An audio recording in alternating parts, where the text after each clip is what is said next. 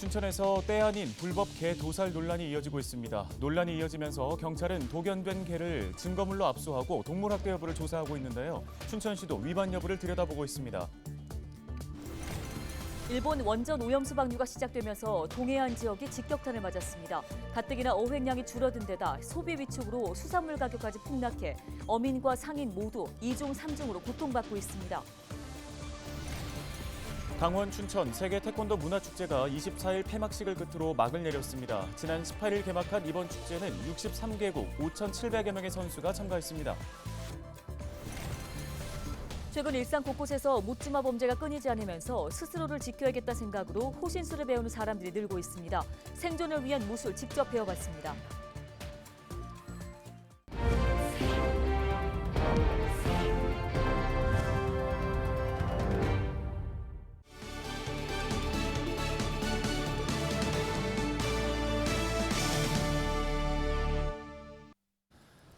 시청자 여러분 안녕하십니까? 헬로티비 뉴스입니다. 춘천 불법 개 도살 논란이 계속되고 있습니다. 논란은 지난 18일 동물보호단체가 도축장에서 도살된 개를 싣고 나오는 탑차를 발견하면서 시작됐는데요. 동물보호단체는 동물보호법 위반을 주장하고 있습니다. 네, 경찰이 우선 현장에서 독연된 개를 증거물로 압수하고 동물 학대 여부를 조사 중입니다. 춘천시도 허가사항 위반 여부 등 위반 사항이 없는지 점검에 나서기로 했습니다. 정승환 기자입니다. 신고를 받고 출동한 경찰이 탑차를 살핍니다. 짐칸을 열어보니 도살된 개를 담은 상자가 한가득 실려 있습니다. 동물보호단체 케어가 지난 18일 불법 도살된 개를 발견했다며 경찰에 신고한 겁니다. 케어는 춘천 소재 A 도축장을 동물보호법 위반 혐의로 고발했습니다. 동물보호법은 목을 매다는 등의 잔인한 방법으로 동물을 죽이는 행위를 금지하고 있습니다. 살아있는 개가 들어가서 죽은 개로 나왔으니까 도살이 인해서 이루어진 거잖아요. 그다음에 여기에서 전기 도살이 이루어졌다는 사실에 대해서는 본인들도 인정을 하고 있는 거고요. 잔인하게 개를 동물을 죽이는 행위. 도축장 측은 재산상 피해를 입었다며 이들 단체를 업무방해 혐의로 맞고소했습니다. 경찰은 이날 현장에서 발견된 도살된 개 34마리를 증거물로 압수했습니다. 이 중 한 마리는 학대 여부를 판단하기 위해 검사기관에 부검을 의뢰했습니다. 전국 육전상인회는 동물학대 주장에 대해 반박했습니다. 축산물위생관리법에서 정한 가축의 도살 처리 기준에 따라서 도축했기 때문에 동물학대에 해당하지 않는다는 겁니다. 하지만 이 법에서 정한 가축의 범위에 개는 포함되어 있지 않습니다. 개를 어떻게 도축해야 하는지 명확한 규정이 없는 겁니다. 축산법에는 개를 가축으로 정의하고 있지만 축산물위생법상 도살이나 가공이 가능한 가축에는 개가 포함되어 있지 않습니다. 주변장은 저희가 관할하는 사항이 아니고 그 인허가권이 없어요. 그리고 그게 법에도 없고 사항으로도 저희가 그 축산물위생관리법에 따라서 육견상인회는 법이 없는 상황인 만큼 합법으로도 불법으로도 규정할 수 없는 상황이라 주장했습니다. 그러면서 정부가 법에 사각지대를 만들어 놓고 방치하고 있다고 비판했습니다. 양측의 주장이 부딪히고 있는 가운데 대법원은 지난 2020년 전살법으로 개를 도살하는 것에 대해 동물보호법 위반이라는 취지의 판결을 내린 바 있습니다. 하지만 개 식용 문제에 대한 명확한 법 규정이 없는 상황이 지속되면서 여전히 비슷한 방식으로 도살이 이뤄지고 있습니다. 춘천시는 우선 춘천 지역 내 도축장 2곳에 대해 학대 행위가 없었는지 추가 조사할 계획입니다. 또 A 도축장에 대해서는 허가사항 위반 여부를 확인하는 등 강원특별자치도와 합동점검에 나서기로 했습니다. 향후 단속도 강화할 방침입니다. 그 해당 업소를 직접 비추는 CCTV는 달 수 없지만 그 인근에 CCTV를 설치해서 상시 감시 체계를 좀 저희가 유지하고 저희 직원을 이제 조편성을 해서 수시로 현장을 돌면서 저희가 단속 활동을 좀 펼쳐나갈 그런 계획이 있습니다. 반려동물에 대한 인식이 변화하면서 개 식용 문제를 둘러싼 갈등은 점차 심화되고 있습니다. 논란 종식을 위해서는 사회적 합의와 제도적 장치 마련이 시급해 보입니다. 헬로티비 뉴스 정승환입니다. 다음 소식입니다. 동해안 어민과 수산시장 상인들이 생존의 위협을 호소하고 있습니다. 일본이 원전 오염수 방류를 시작하면서 수산물 가격이 폭락했기 때문인데요. 네, 어획량 급감에다가 소비 위축 등으로 동해안 지역의 시름이 깊어지고 있습니다. 최성식 기자가 현장 취재했습니다. 비가 내리는 이른 아침 항구로 돌아온 어선들이 위판장에 하나둘 물고기를 내려놓습니다. 동해 앞바다에서 잡은 방어부터 우럭과 볼락, 고등어 등 제철 생선인데 양은 그리 많지 않습니다. 최근 어획 부진이 이어지자 아예 조업을 포기하고 항구에 정박한 선박들도 적지 않습니다. 그 고기가 나도 많이 안 잡히면은 단가라도 올라가야 하는데 일본 그 후쿠시마 그것 때문에 원체 떠들어지니까 물건값도 안 올라가잖아요. 그러니까 막 이중고지 우리는 경비는 올라가고 물값은 자꾸 내려가 버리고 이러니까 더 하죠 우리는. 8월 18일 현재 강원도 총 어획량 현황을 보면 지난해까지 최근 3년 평균은 2만 톤 정도였지만 올해는 16,600톤으로 16%나 줄었습니다. 특히 오징어는 3년 평균보다 약 70%가 급감했고 문어와 붉은 대게 등 주요 어종도 각각 14%, 38%가 감소했습니다. 이 같은 상황에서 24일 일본이 원전 오염수 방류를 시작하면서 동해안 수산물 가격은 폭락했습니다. 동해 묵호항에서 작은 방어 20마리 한 상자가 10만 원에 위판됐는데 불과 이틀 만에 가격이 2, 3만 원대로 떨어졌습니다. 하지만 수산시장이나 횟집 등 생선류를 취급하는 업소마다 손님이 끊기면서 위판 가격도 하락하는 악순환이 반복되는 겁니다. 내가 6월 달에 500만 원 때려 박았어. 물량은 없는 데다가 고기값은 비싸고 그다음 물이 떠셔가 죽고 이래가지고 500만 원을 계산하니까 6월 달에 500만 원 때려였고 7월 달에 200만 원 때려였고. 문제는 수산물 소비 위축이 자칫 장기화할 수 있다는 점입니다. 실제 지난 2011년 일본 후쿠시마 원전 폭발 사고가 발생한 뒤 동해안 어민과 수산시장 상인들은 직격탄을 맞았습니다. 여야 정쟁을 떠나서 좀 국민들한테 신뢰할 수 있는 것도 보여줘야 되고 이렇게 나가다가는 수산업에 종사하는 분들, 어민들, 상인들, 수산업에 관련된 사람들은 살아남을 수가 없어요. 이거 코로나보다 더해요, 저희는 지금. 죽을 지경입니다, 진짜. 강원특별자치도는 일본 후쿠시마 원전 오염수 방류에 따라 대응 체계를 강화하겠다고 밝혔습니다. 24일부터 강원도 내에서 생산되는 수산물 시료를 채취한 뒤 강원도 보건환경연구원이 방사능 검사를 하고 이를 즉시 공개하겠다는 겁니다.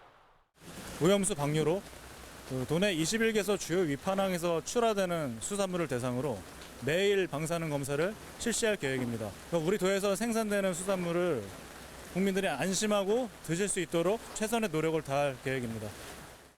강원도가 집계한 강원 지역 어업 인구는 4,400여 명. 해운과 항만, 제조, 관광 등 해양 수산 분야 종사자는 14,800여 명으로 추산됩니다. 어획량이 급감하면서 어려움을 겪던 동해안 지역은 수산물 가격까지 폭락하면서 이제는 2중, 3중으로 고통받고 있습니다. 동해 묵호항에서 헬로티비 뉴스 최성식입니다. 강원 춘천 세계 태권도 문화축제가 24일 폐막식을 끝으로 막을 내렸습니다. 지난 18일 개막한 이번 문화축제에는 전 세계 63개국 5,700여 명의 선수가 참가했는데요. 대회 기간에는 13,000여 명의 관객이 축제장을 찾아와 경기와 먹거리를 즐겼습니다.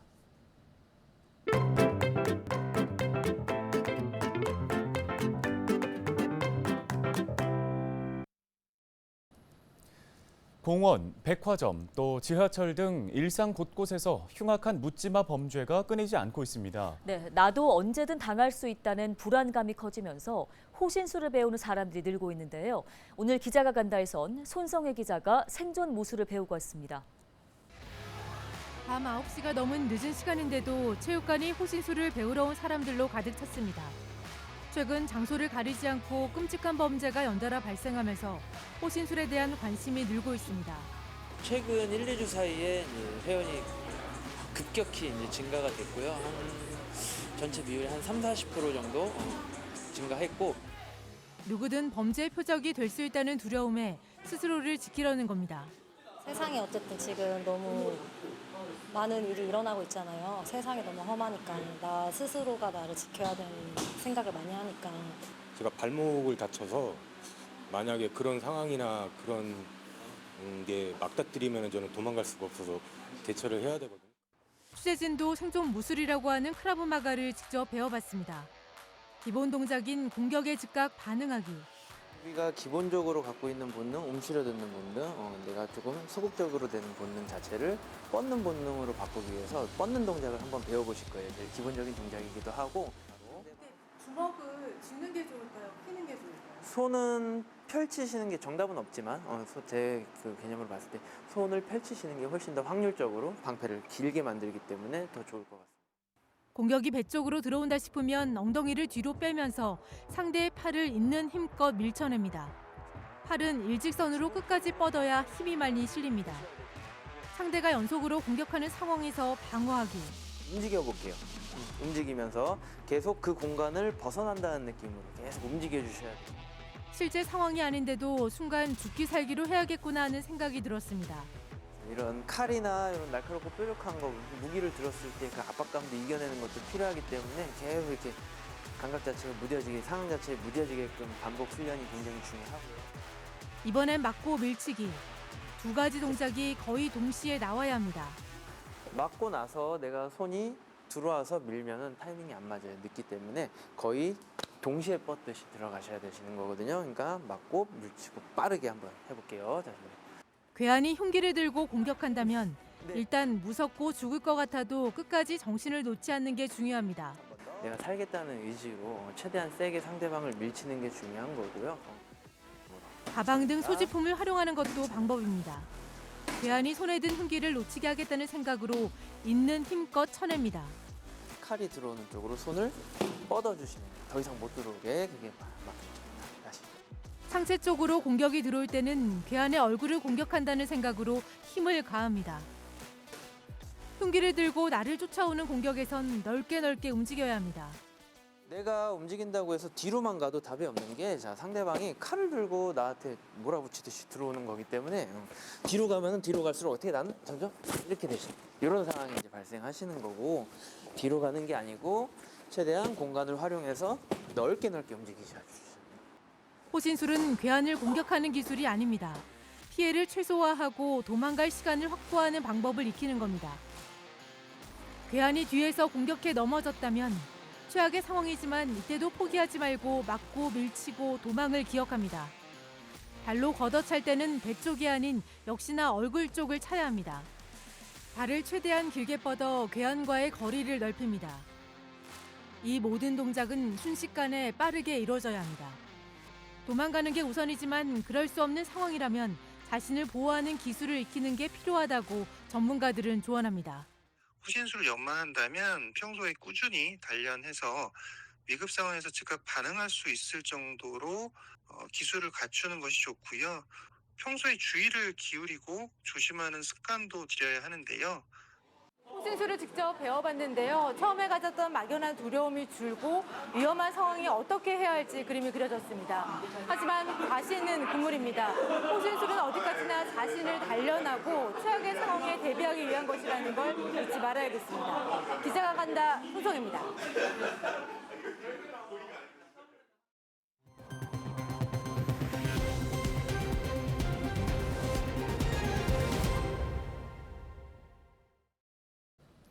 다음 소식입니다. 최근 농기계 관련 안전사고가 연이어 발생하는 가운데 강원특별자치도 소방본부가 주의를 당부했습니다. 올해 발생한 사고 건수는 7월 말 기준 171건으로 최근 3년간 같은 기간 평균보다 35% 증가했습니다. 이에 따라 강원소방본부는 가을철 농기계 안전사고가 큰 폭으로 증가할 것으로 예상되는 만큼 농기계를 점검하는 등 사고 예방을 위한 주의를 당부했습니다. 강원소방본부에 따르면 최근 3년간 총 748건의 농기계 안전사고가 발생한 가운데 이 중 37%인 280건이 8월부터 10월 사이에 집중적으로 발생한 것으로 파악됐습니다. 강원특별자치도가 농산촌 지역의 불법 소각을 근절하기 위해 소각 산불 없는 녹색마을 18곳을 선정했습니다. 강원도는 도내 1,400여 개 마을을 대상으로 심사를 거쳐 산불 발생 방지를 위해 노력한 18개의 마을을 녹색마을로 선정했다고 밝혔습니다. 선정된 녹색마을에는 현판과 100만 원 상당의 강원 상품권이 지급됩니다.